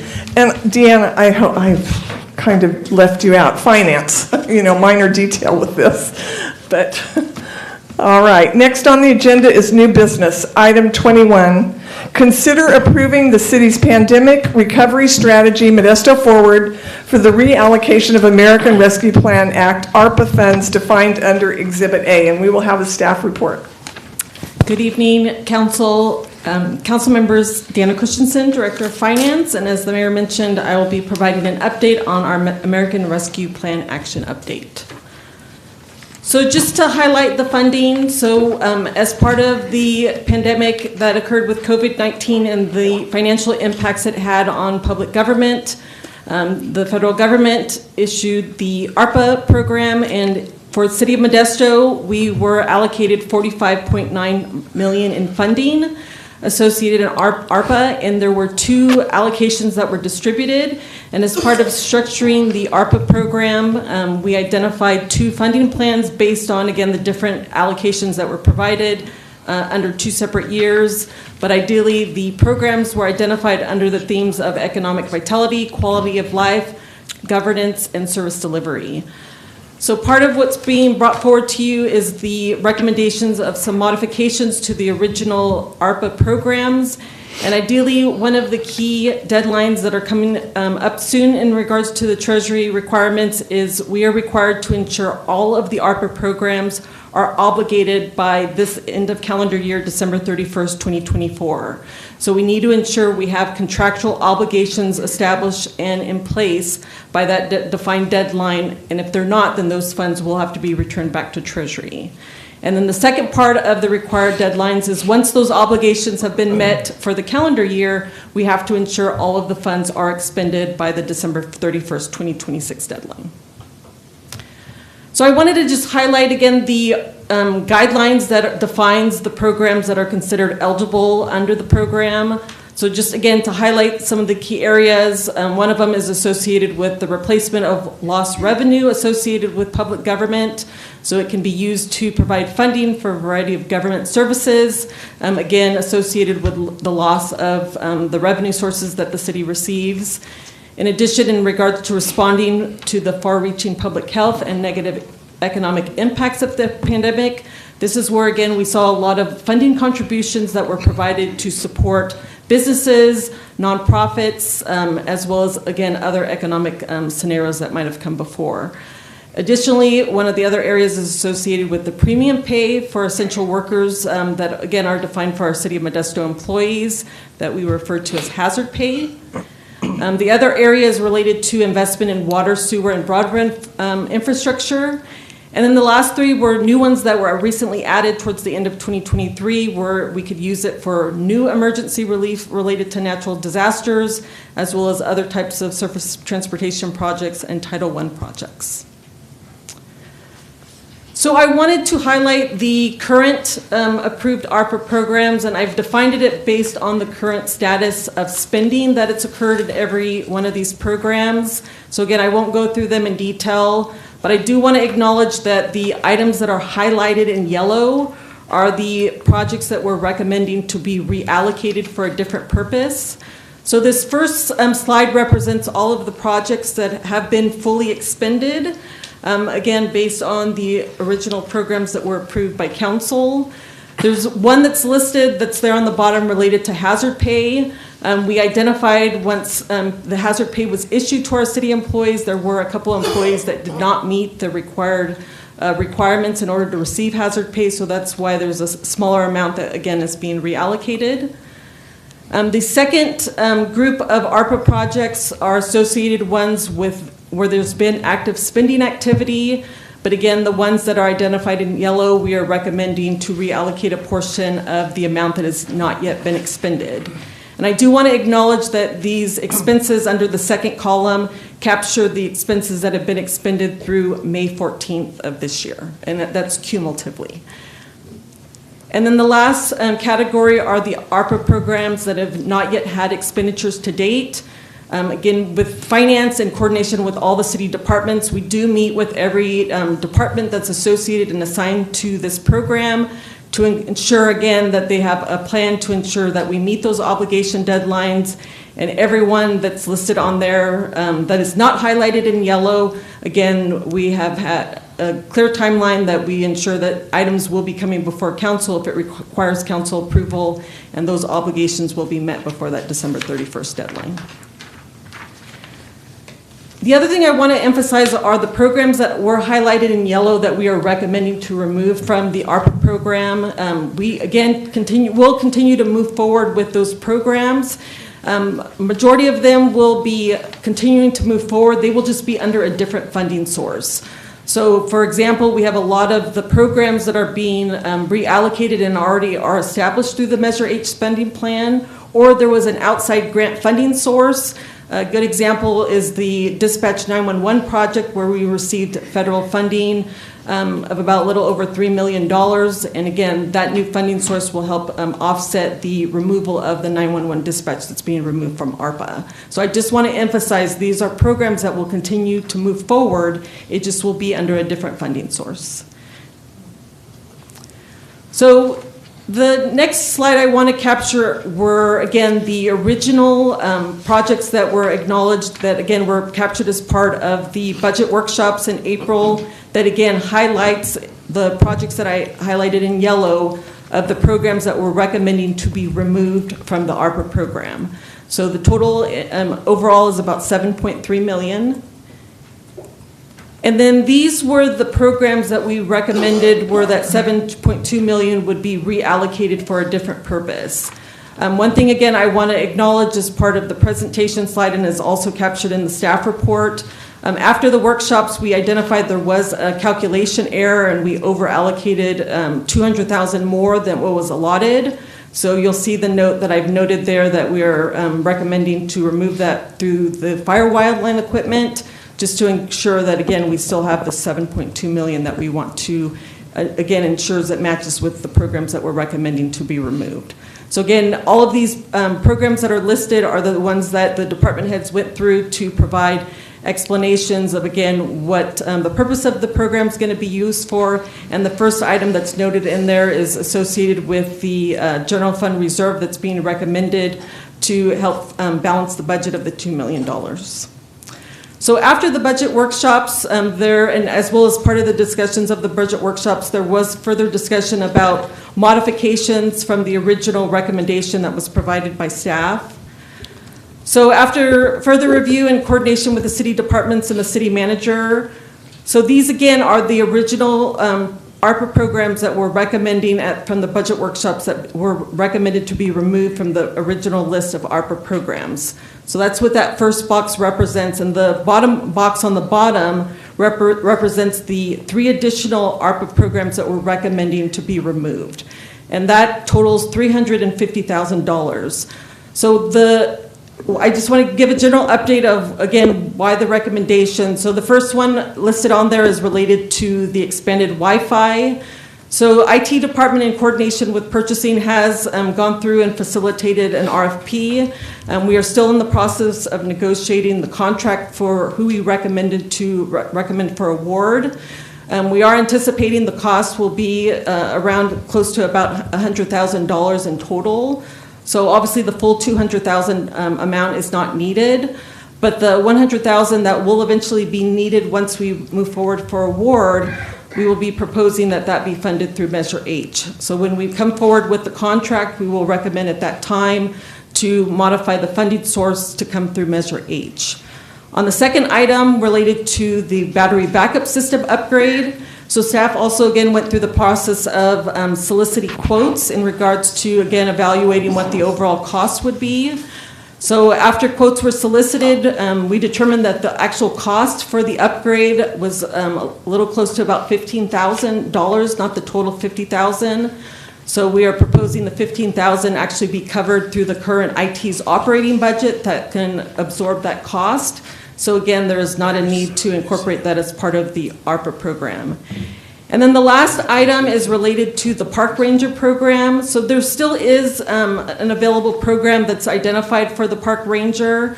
So looking at the expenses that we anticipate will be needed for that last quarter, again, we are recommending to remove those amounts and transfer it over to Measure H. And again, that's how those programs will continue to be funded. Again, I want to just stress that they will continue to move forward. It will just be removed and used under a different funding source.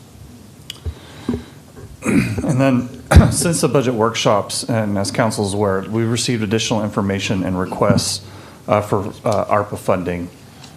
In particular, we received additional requests for the library and the Classic Car Museum. We wanted to bring for you today a path for your consideration if there is a desire by this council to reallocate these funds to these projects. You can go to the next slide.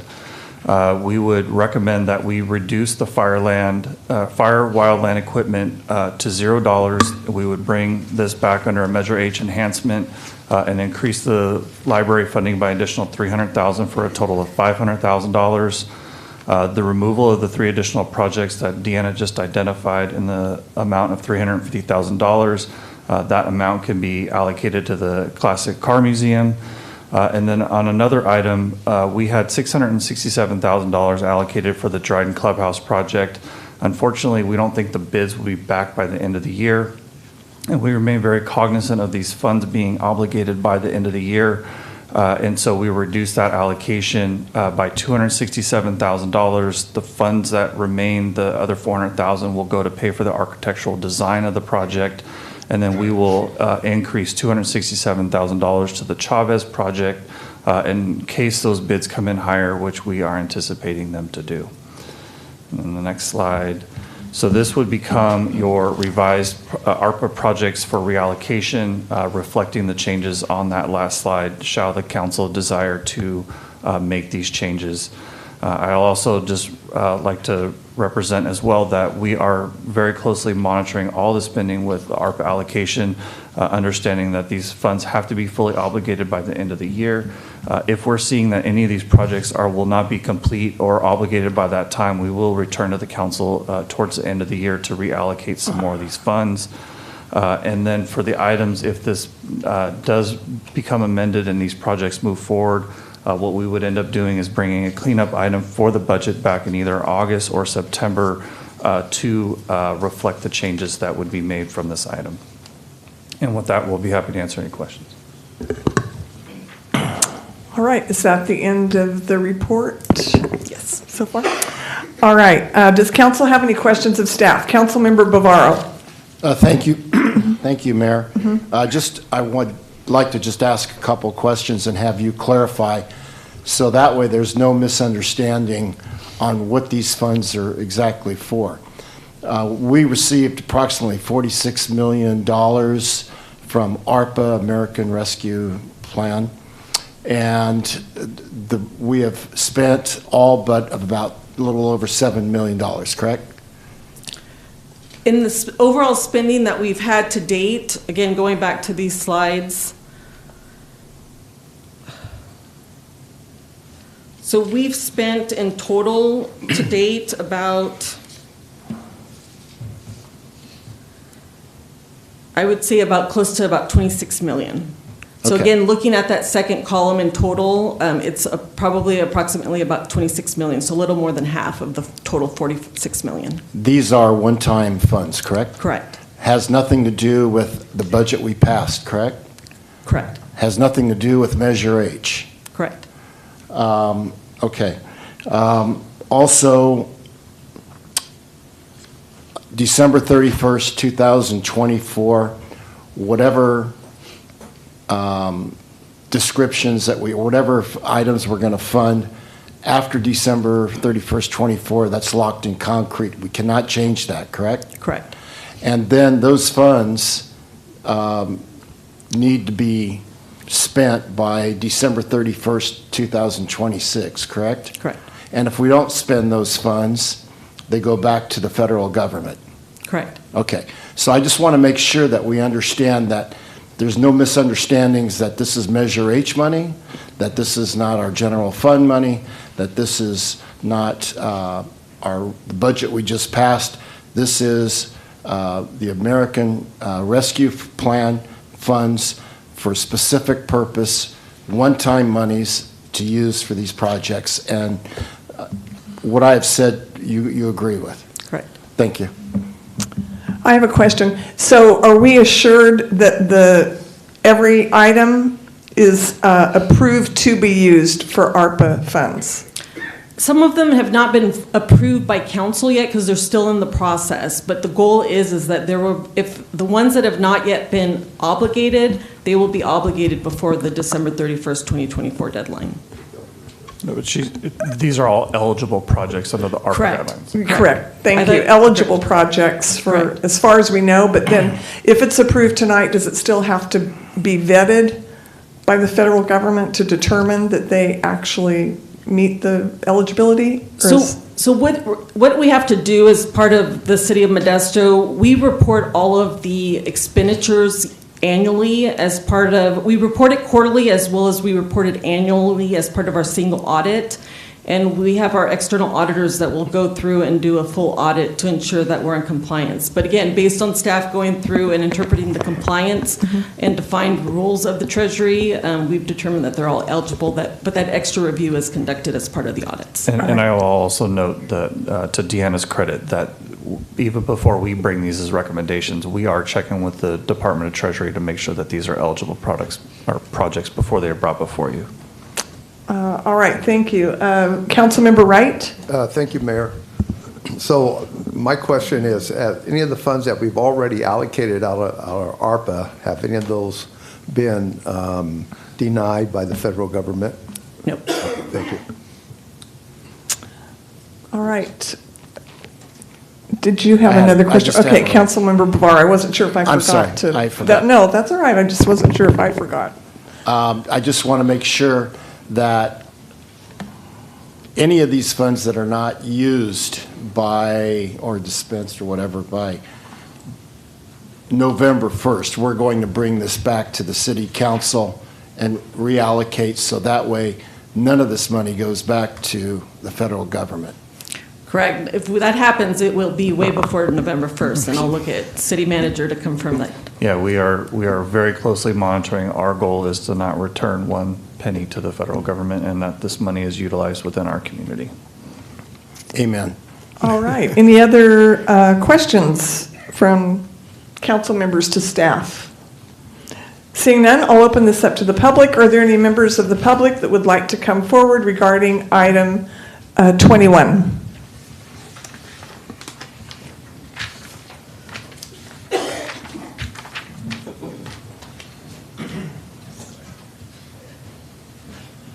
Yeah, I was looking through this, and one question I have, which Councilman Bavaro hit on, I thought, if not all the money is actually spent, would it be considered to add to some of these projects that are being considered for their budgets? Like the graffiti museum, for example. Let's say there's like $25,000 left over. Would you guys consider giving that to the museum to help give them a bigger budget? Like the Cesar Chavez project, if it comes under budget, would that money be reallocated for one of these other projects? So that's my question for that. That would be a further discussion for another meeting at another time. Okay. We can only talk about what's on the agenda for tonight, but that would be open for discussion. Is that correct? That's right. Okay. Any other members of the public regarding this item? Seeing none, Councilmember Ricky, is there anyone present at your location that would like to speak on this item?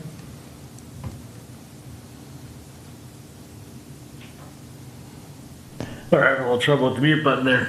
No, there's no one at my location. All right, thank you. I will close public comments. Are there any comments from council members? Seeing none, I have a resolution approving, were you going to say something? Yeah, we have, if the council desires to have, there's two recommendations that we put up here. One is the original staff recommendation, or there's an alternate motion, shall the council desire to make the changes that were outlined in the presentation. Mayor, if it pleases you, may I go ahead and give that alternate motion? All right, so this would be a resolution approving the city's pandemic recovery strategy, Modesto Forward, for the reallocation of American Rescue Plan Act funds defined under slide 13, and authorizing the city manager or his designee to carry out the necessary steps to implement the programs and funding allocation. I have a motion by yes. Councilmember Williams. Second. Do I have a second? Second by Councilmember Scudia-Brayton. Will the clerk please call the roll? Councilmember Ricky? Aye. Councilmember Bavaro? Aye. Councilmember Williams? Aye. Councilmember Wright? Aye. Councilmember Scudia-Brayton? Aye. Vice Mayor Alvarez? Aye. And Mayor Zwallen? Aye, so it carries 7-0 unanimously. Next, all right, thank you. Thank you for being here this evening and taking the time to care. Appreciate you. Thank you. You're welcome. Item 22, consider approving a successor memorandum of understanding between the City of Modesto and Modesto City Firefighters Association for a term of July 1st, 2024 to June 30th, 2028, and granting salary changes and benefit offerings to unrepresented sworn fire management. We will have a staff report. Welcome. Good evening, Mayor and Council. Christine Alger, Director of Human Resources. So item number 22, we'll go ahead and get started. So just a little bit of background on the fire department. The Modesto City Fire Department has contracted to deliver services to multiple communities within Stanislaus County. So I wanted to highlight this tonight before we go into the actual item. As you can see, the reach for fire services is extensive. Altogether, it represents about 650 square miles of service that they provide. This has allowed more efficient and effective service to our residents. So a little bit on the background of the negotiation process. So their current contract expires June 30th, 2024. And so the parties began to meet late January of this year. So we met a total of 9 times with the tentative agreement being reached on May 14th. Parties continued to meet to finalize the language and signed the tentative agreement on May 22nd. Their members went out to vote and ratified this tentative agreement on May 30. So the discussion on the new contract. So the new term would be for July 1st, 2024 through June 30 of 2028, should this be approved. It includes items such as wages, retention incentive enhancements, and health care and other benefits.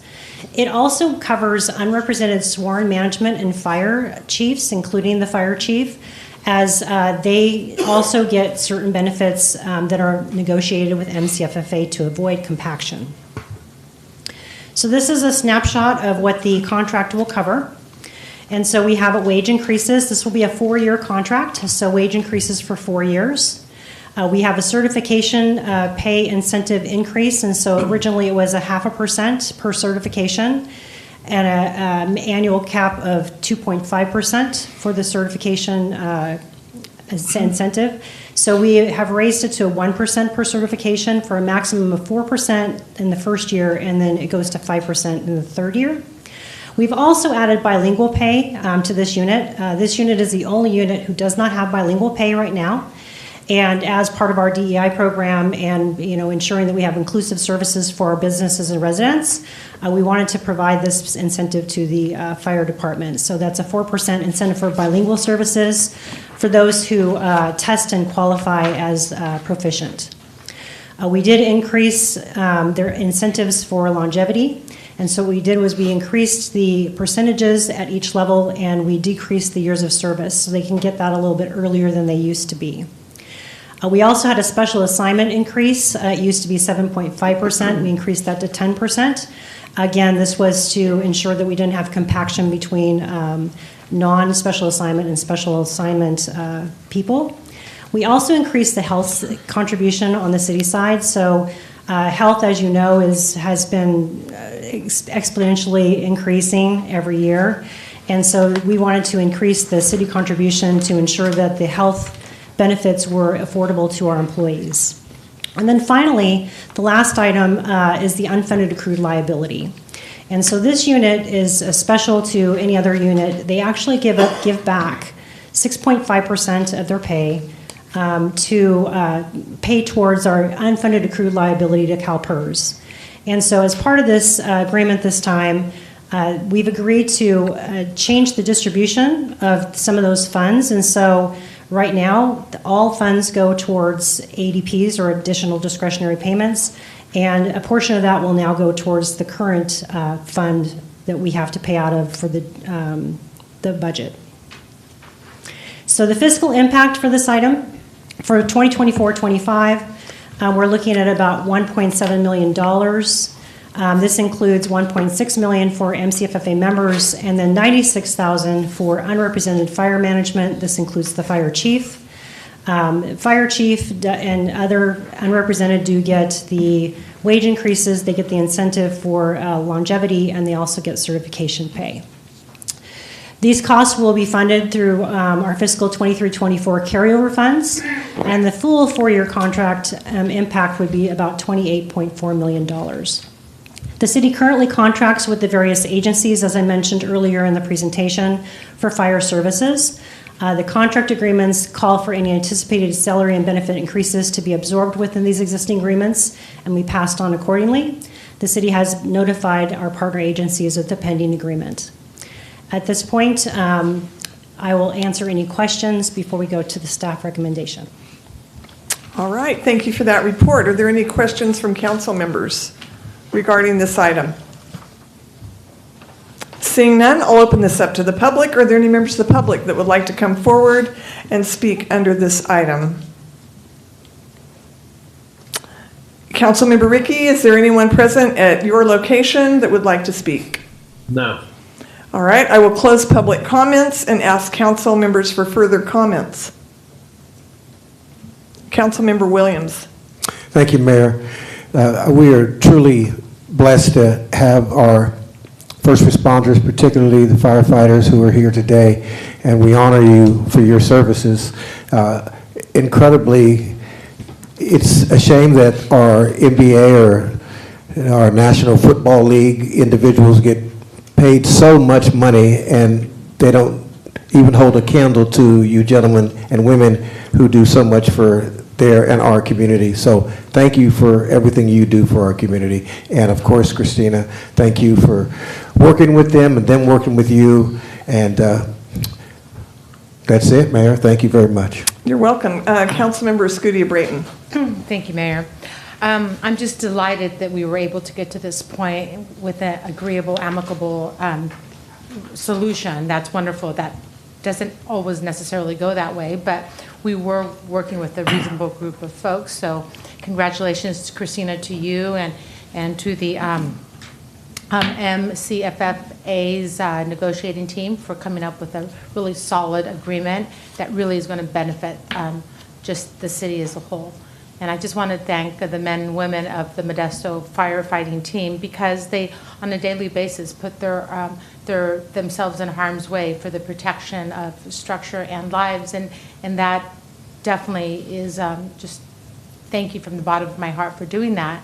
And they go up and beyond. In addition to that, when we needed them for Measure H, they were there. So they go up and beyond. So thank you for the firefighters of Modesto, and again, congratulations on coming up with this wonderful resolution. All right, Councilmember Bavaro. Thank you, Mayor. I'll ditto my colleagues' comments and add just one thing or two. I would like to thank the voters of Modesto for passing Measure H.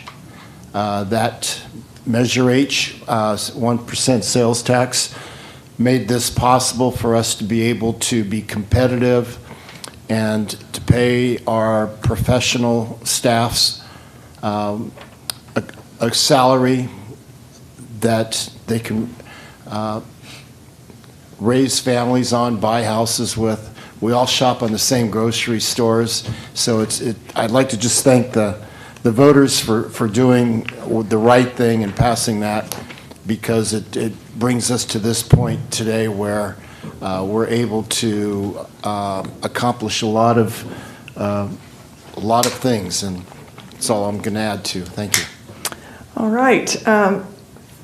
My comment will be that this isn't a joke, but if you've fallen and you can't get up, this is who comes to rescue you, literally. Yeah, all the older women in the room.